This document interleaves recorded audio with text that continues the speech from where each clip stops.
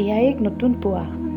দিনটোৰ পবিত্ৰতাখিনি বুকুত সাৱটি সদায়ৰ দৰে আজিও ৰাতিপুৱা সৰু চাকিগছ জ্বলাই ভগৱানক সঁপি দিলোঁ মোৰ কৰ্ম। মনটোলৈ এক অদ্ভুত শান্তি আহে এই সময়খিনিত। চাকিগছ জ্বলায়ে হাতত চাৰ্ট পেপাৰ আৰু পেঞ্চিল লৈ আৰম্ভ কৰিলোঁ নিজৰ কাম, চেনচাছৰ মেপ বনোৱা কাম। যিহেতু কাইলৈ চেনচাছৰ ডিউটি আৰম্ভ হ'ব, সেইকাৰণে ভাবিছোঁ আজিয়ে কামখিনি সামৰি লওঁ। গুড মৰ্ণিং সকলোকে। আজি হৈছে চেনচাছৰ ফাৰ্ষ্ট ডে আৰু কালি মই ভাবিছিলোঁ যে মই মেপৰ চাৰ্ট পেপাৰত মেপ এখন বনাই লৈ যাওঁ, কিন্তু এইখন মই নবনালোঁ।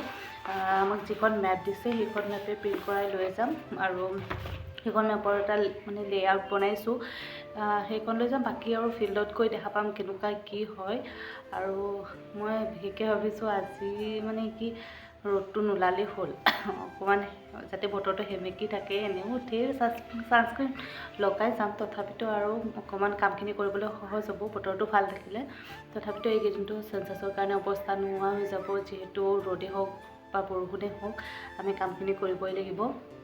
বাকী মোৰ লগত দেউতা যাব, মই অকলে নাযাওঁ বাৰু, যিহেতু আমাক গ্ৰুপ হিচাপে দিয়া নাই, এজনকেই দিছে। সেইকাৰণে মই দেউতাক লৈ যাম, যাতে কামখিনি অকণমান উজু হয় আমাৰ কাৰণে। বাকী যিখিনি সম্ভৱ হয় সেইখিনি মই আপোনালোকক দেখাই থাকিম। বাকী চাওক কি হয় ফিল্ডত গৈ।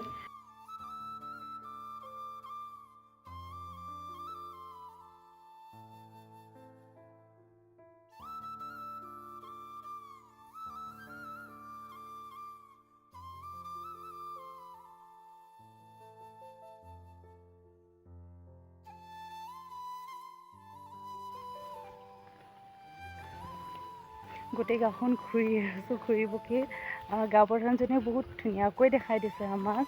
আৰু মোৰ ভাগ্যখন ভাল, ইয়াত ঘৰ প্ৰায় কম বুলিয়ে ক'ব পাৰি। আৰু সোনকালে মই মোৰ কামখিনি কৰিব পাৰিম। সোনকালে বুলি নকওঁ, বহুত সহজভাৱে মোৰ কামখিনি কৰিব পাৰিম, যিহেতু ইয়াত ঘৰ বেছি নাই আৰু গাঁওখন বহুত ধুনীয়া হয়। ইয়াৰ গাঁওখনৰ নাম মই আপোনালোকক দেখাইছিলোঁ, এইখন হেজাৰী গাঁও হয়।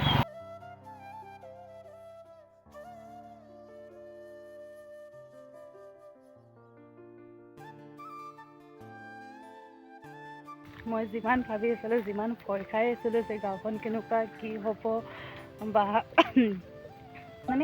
চাৰ্ভে কৰাটো অকণমান টান হ'ব বুলি ভাবি আছিলোঁ, কিন্তু গাঁওখন দেখি সঁচাই বহুত ভাল লাগিছে। হেজাৰী গাঁওখন, আৰু ইয়াত মানুহ প্ৰায় বেছি নহয় আৰু প্ৰায় কম বুলিয়ে ক'ব পাৰি। তথাপিতো এতিয়া যিকেইঘৰ আছে সেইঘৰতে চাৰ্ভেটো ভালদৰে কৰিব লাগিব। আৰু গাঁওখন সঁচাকৈ বহুত ভাল লাগিছে, হেজাৰী গাঁওখন।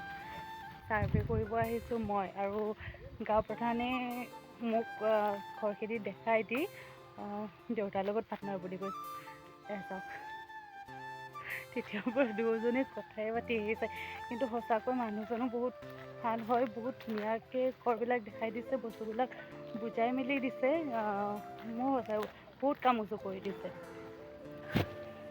মই ঘৰ আহি পালোঁ, আৰু আহি পাই ড্ৰেছ চেঞ্জ কৰা নাই, আৰু ভাবিছোঁ আপোনালোকক মই যিটো আমাক কিট দিছে সেই কিটটো আপোনালোকক দেখাই দিওঁ। বহুতে জানে হয়তো তাৰ ভিতৰত কি কি থাকে, তথাপিতো হয়তো কিছুমানে নাজানিবও পাৰে, সেইকাৰণে মই দেখাই দিছোঁ। চাব, মইতো এইটো বেগ দিছে। মই বেগটো আৰু এটা মই বেগ লৈ গৈছিলোঁ, তাৰ ভিতৰত ভৰাই লৈছিলোঁ, সেইকাৰণে এইটো এনেকৈ লৈ লৈছোঁ। এইটো এটা বেগ দিছে। এই বেগটোৰ ভিতৰত আপোনাৰ আছে, প্ৰথমতে এইখন দিছে মোক। বেগটোৰ ভিতৰত নাই, এইখন এক্সট্ৰা কৰি দিছে, এইখন এপইণ্টমেণ্ট লেটাৰ হয়। আৰু ইয়াত আপোনালোকৰ মেপখন দি দিছে, কিন্তু ইমান স্পষ্ট নহয় মেপখন এইখন। তাৰপিছত আপোনালোকে চবে দেখি থকা এই টুপিটো দিছে, এইটো দেখিবলৈ ভাল লগা হয়। এই টুপিটো দিছে। তাৰপিছত আপোনালোকৰ দুটা কলম দিছে, দুডাল পেঞ্চিল, মাৰ্কাৰ দুটা দিছে, ৰবৰ দিছে,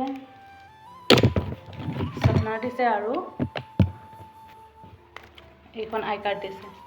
এইখন মোৰ ফটোখন এইখন ক'ৰবাত পৰি গৈছিল, সেইকাৰণে মই এইখন নিজে ভৰাই দিছোঁ। উল্টা হৈ থাকিল বাৰু।